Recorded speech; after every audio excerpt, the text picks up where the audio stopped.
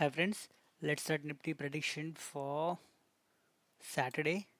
There would be session for a whole day on Saturday, but instead of Monday, session will be conducted on Saturday and there would be no session, no trading session on Monday.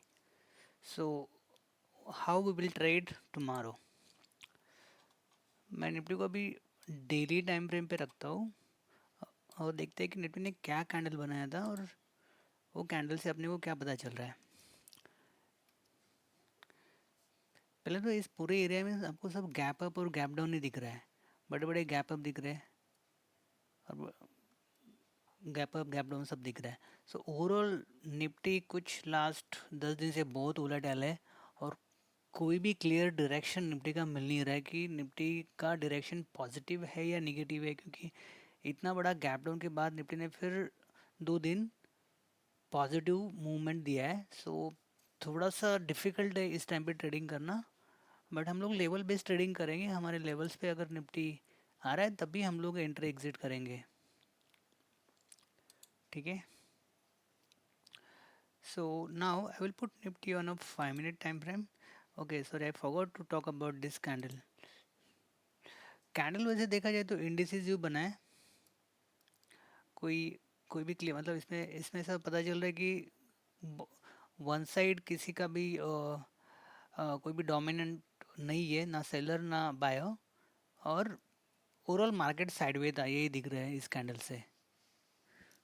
Now we will put Nifty on a 5 minute time frame and we'll see how Nifty traded today.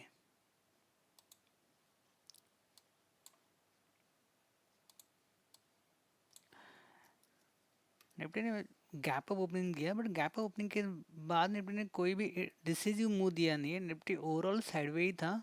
Nifty ने यहाँ पे एक level test किया था 21,600, that would be important support for tomorrow.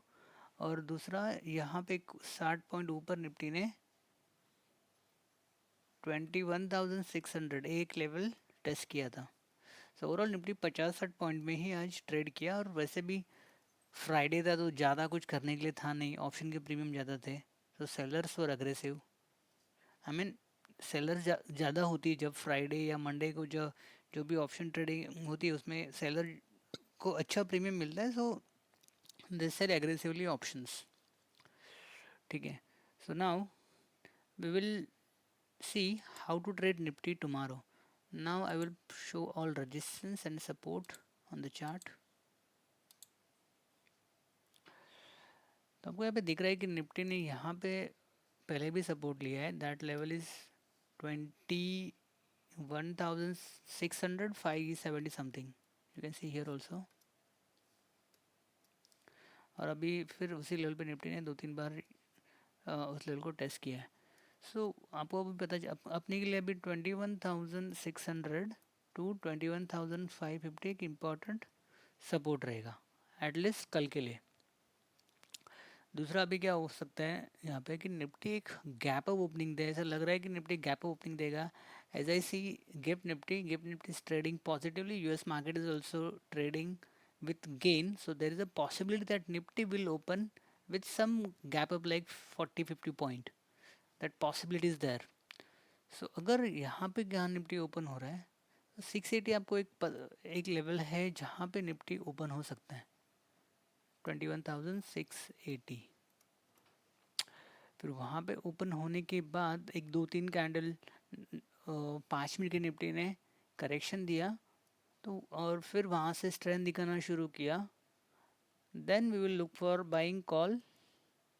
और even after gap up के बाद भी अगर निफ्टी ऊपर का मोमेंटम दिखा के ऊपर जा रहा है तभी भी हम लोग निफ्टी को बाई कर सकते हैं।